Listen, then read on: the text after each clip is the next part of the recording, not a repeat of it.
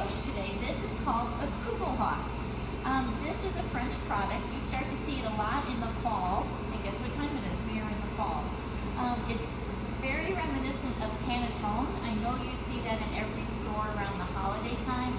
So Kugelhopf, if it's in German, it's called a Kugelhopf. So they're just replacing the K with the G. But again, this is a brioche-based product. The difference is this bakes in a cake form. So again, remember we learned that viennoiserie is the meeting point between bread and cake. This is almost going to be a cake. You eat it in the afternoon with some tea, or it's a nice breakfast bread with a nice cup of cappuccino. When we look at this, the main difference between a Kugelhopf and brioche are the inclusions that we're going to have. So a Kugelhopf is famous for having golden raisins in it, and it will have a little bit of lemon zest to just bump up the flavor a little bit. But we learned when we did our red, white, and blue bread, remember anytime we're working with dried fruit, we have to rehydrate them.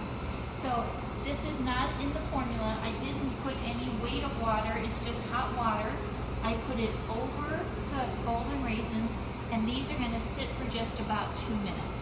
And again, we're just looking to plump these so that they won't puff up and then burn when they're in the oven. So again, remember, this is just rehydrating our dried fruit. So I'm just gonna set this aside for 1 second. Now I'm gonna come and we're going to actually build, again, a pouliche. So this pouliche is gonna be made with our milk. I'm gonna put all the milk in. I'm gonna put my yeast in, as we always do.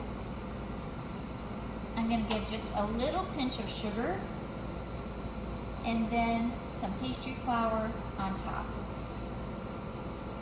So we've done this pouliche with our brioche. We've done it with our croissant. So again, we know how to do this pouliche. It's gonna sit again for about a half hour until the yeast bubbles up and the flour starts to crack. So again, in about a half hour, we'll come back and we'll mix our Kugelhopf. All right, so our pouliche is ready. So pouliche goes in the machine. Again, this is just enough for 1 Kugelhopf. Okay, so this is a small batch, so that's why I have the paddle on the machine again. So pouliche goes in. I'm gonna add the rest of my flour.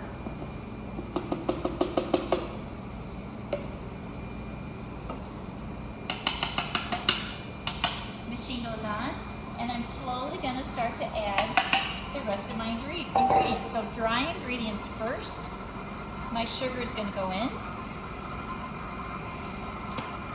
My salt is in.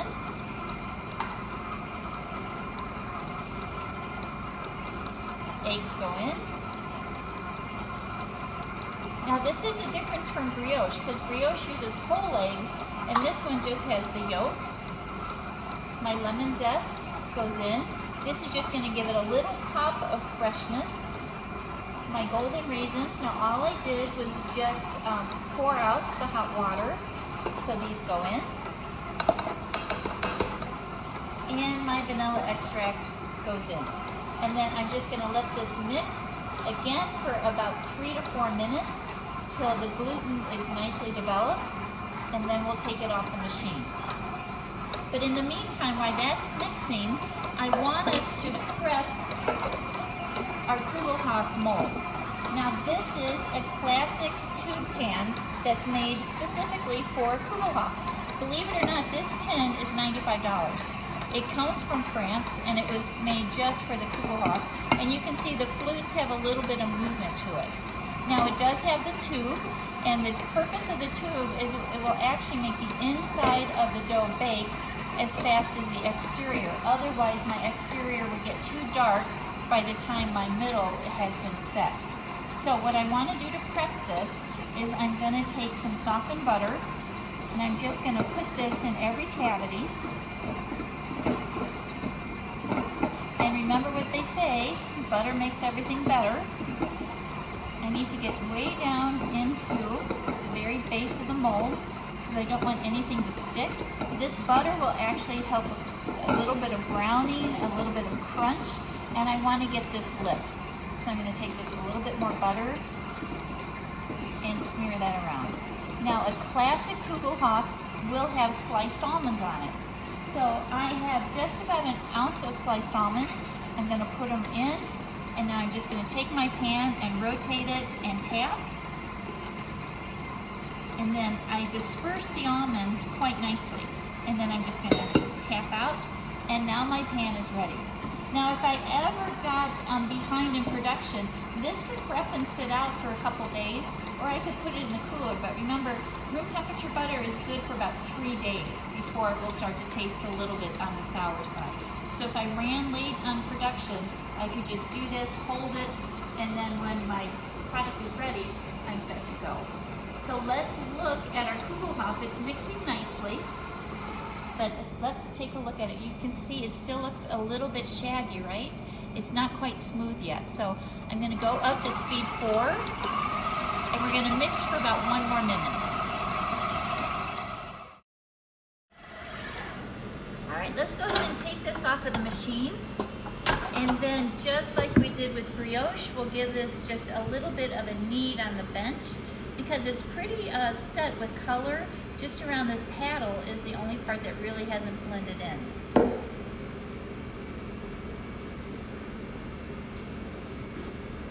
So I'm going to take this, turn it right onto the bench.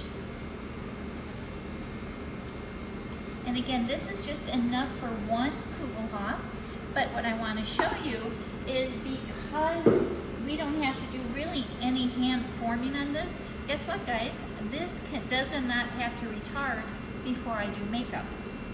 So just a couple turns, and then we're going to put it right into the tube pan, and it's going to have to proof, again, probably about an hour, hour and a half.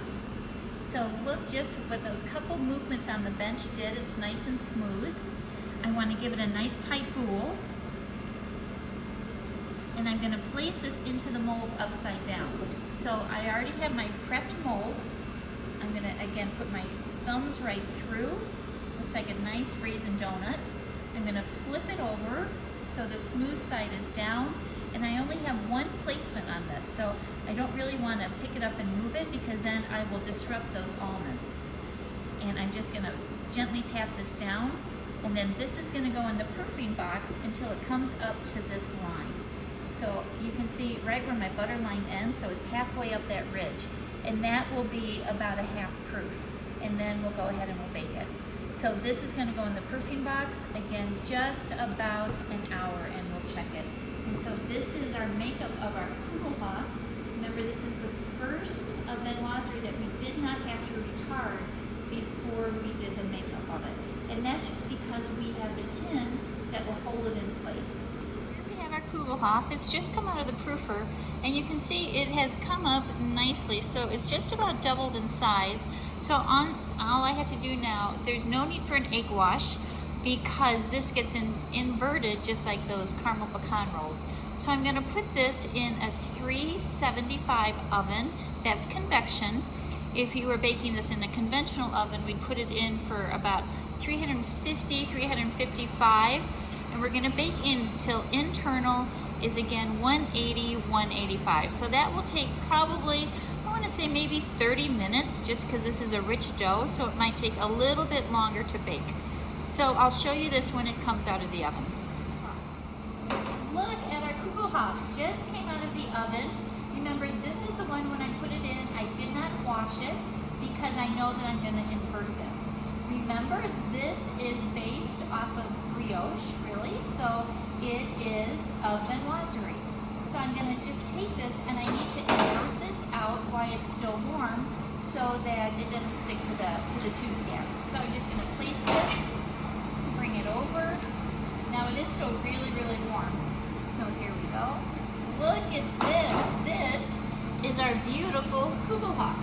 So what I do to finish this is once it's cool, it gets a light dusting of powdered sugar, not a snowstorm, just a gently falling Christmas snow. That's all we want for it. And guess what, guys? This would sell for about $12.95. So they are quite expensive for 1 loaf of bread because it's a specialty product. So again, this is a Kugelhopf. I'll show you the picture again like we always do. Once it's cool, I'll powdered sugar it. And you can see how the almonds baked in beautifully, because remember we rubbed the tube with the butter and then we put the almonds in. So this is lovely. And then we would just take a serrated knife and you slice them in wedges just like you would a cake. Okay, so Kugelhopf, and you'll see a picture of it in just a couple of minutes.